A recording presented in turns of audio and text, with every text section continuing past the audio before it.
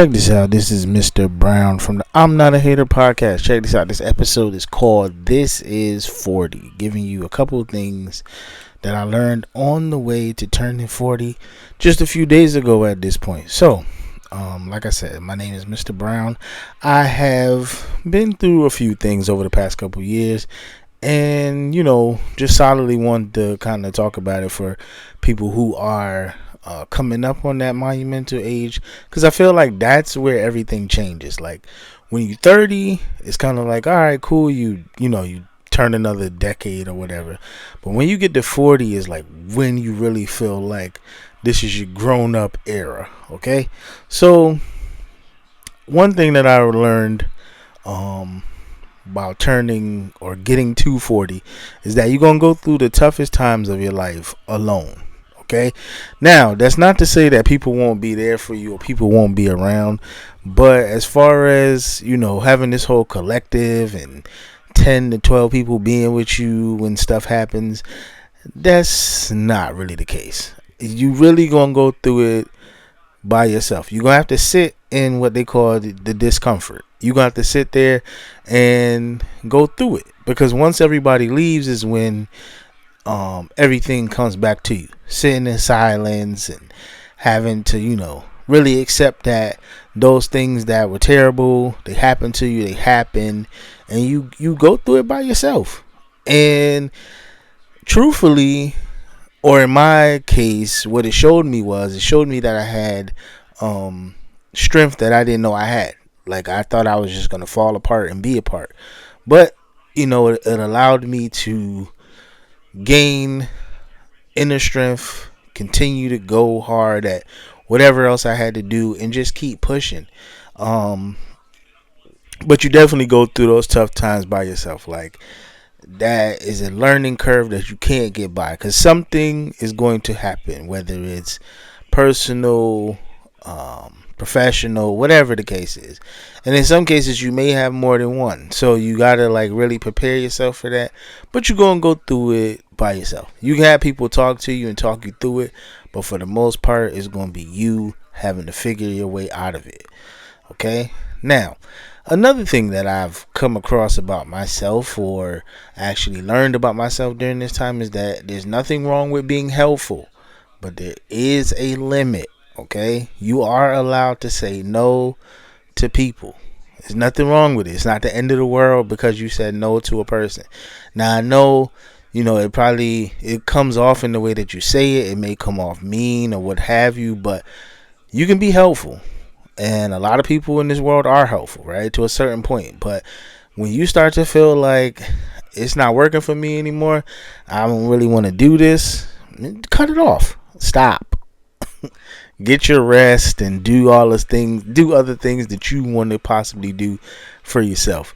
Do not sit there and become, somebody's crutch and they need you for every single thing. It's nothing wrong with being able to say, no, I don't want to help you at this point. Like I said, now you don't have to be overly mean about it, but there is a respectful way you could say, well, just at this time I'm not in the way or in the mood to help you. Okay. That's that. Your focus starts to change. It's more of a I-centered thing to a more of a cohesive unit, right? Taking care of the people around you.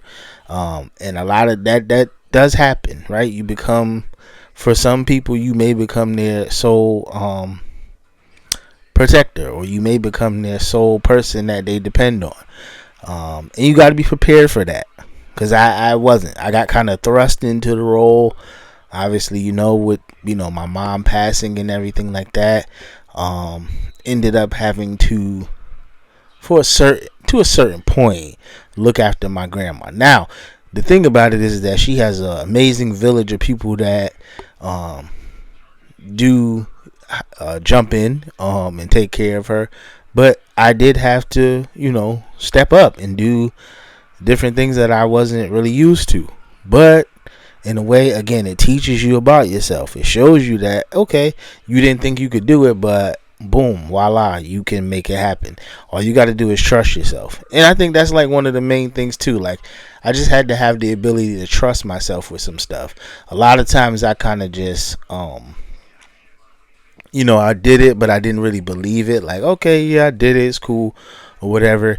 But I didn't really trust that I could do it. And like I said, being thrust into that role of having to take care of someone, you kind of have to, trust yourself and say, like, I'm gonna do what's best for her, or I'm gonna do what's in the best interest for that person. It may not be, a relative, it may be a friend or whatever the case is, but you're going to do the best for that particular person. Another thing, like, you can do stuff. You can do whatever you feel, whatever you put your mind to, creatively, whatever the case is, right? Now, the perfect example, right? This podcast and stuff. I probably would have never done it in any other time frame. Not the 20s, not the...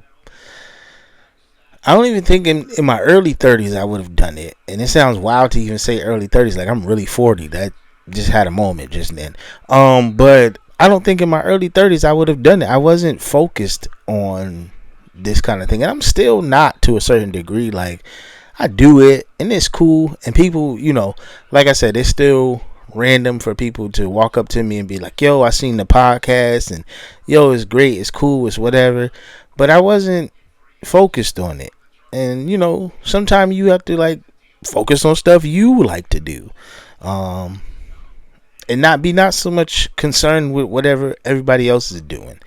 I am a family oriented person to a fault, so I get wrapped up in, like, what my kids got going on and etc. Right? I get wrapped up in that type of stuff. So this is a whole new outlet for me, for myself. I'm talking to cameras, and people all over the world are seeing this, and it's a whole new thing for me. It's something that like I said again, in my 20s and 30s I probably wouldn't have done it. I wouldn't have jumped at the chance to do it, because I'd have been like, man, nobody gonna care what I'm talking about, little old me. But at some point I had to take off the blinders and the limiters and just go for it and just do it, and it paid off in some respects. Now, am I as popular as some of these people that you see on YouTube daily? No, but at the same time, is it an audience for what I'm doing? I tend to believe so, because it's happening, right? People view your stuff daily, leaving comments, whether good or bad. It is what it is, but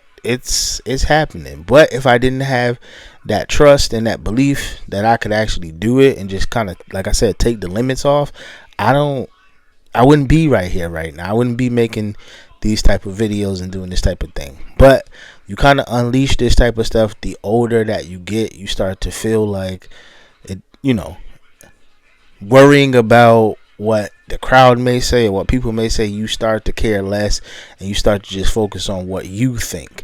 And the more you do that, the better off you are. Now, I try to tell people that all the time, or I try to tell younger people that all the time, but at the ages of 20 to 25 to 30, you are still concerned with what your friends and somewhat what your family think. After a while, after you reach a certain point, you could care less what people think about what you do, and you tend to move to the beat of your own drum. And that's kind of one of the things too. Like, you start to focus on your own, your own thoughts and feelings, and put those to the forefront, as opposed to, kind of pushing your stuff to the back and listening to what other people say, because they tend to think at those younger ages you haven't been through anything, you haven't done enough to see or believe anything other than what we tell you. And when you get to, I guess you could say, when you get to 40 or older ages, now you've been through things. You know how life goes. It's your journey, so you know how it goes, and you know how it's set up. And now at that point, you listen to yourself. And probably if you've gone through something before that, you start to listen to yourself, and you start to think for yourself and believe in the way that you're doing things is the right way. Now, of course, you'll see if it's the right way, because you'll see how your life goes, whether it goes good or bad. But that's also up to your interpretation. These things that we place on people's lives, like, oh, their life is good because of this, or they got money, so their life is good, or they struggling, so their life is bad. We can't really tell. We don't really know that for sure. You could have money, but your life could still suck. You could have no money and have the best life possible. because you're surrounded by what you want to be surrounded by. It's just a thought. Now, like I said, you hit monumental ages, 30, 40, 50, etc. They're all a blessing, right? I'm totally blessed to be here, because at one point when I was 18, 21 didn't seem like it was going to be a thing. I don't know. I had some weird premonition wrapped up in it that I wasn't going to make it to 21. And then when I got to 21, it was like, all right, well, let's see if we can get to 25. And get to 25, then it's like, all right, get to 30. At 30, 35, and now here we are at 40. Am I in the best position ever? No. Am I happy with where I'm at? A little bit. If to be honest, right? I could be in better position, but I'm glad to be here, because it could be different. This could be somebody else talking to you on the internet. Or, on YouTube, what have you. So I'm glad to be here. Like I've had to sit and think about it for the past couple of days before even recording this episode. Like, am I glad to be 40? I'm glad to be 40. Call me old man, call me whatever you want to call me. Like, I'm glad to get to that point where somebody could call me old. It's pretty cool. Like, I'm not mad at it. Actually glad to be here, and I appreciate it. Good looking out, God, for allowing me to get to 40. Hopefully I can get to 50, 60, etc. and become the old man on the stoop or whatever, what have you. But that being said, man, I never want to just be long-winded and be 20, 30 minutes in. I always just like to get to the point, man. Embrace the journey. Understand that with everything comes ups and downs. And remember, always stay positive at the end of the day. Peace and love. This is Mr. Brown from the I'm Not a Hater podcast. I'm out.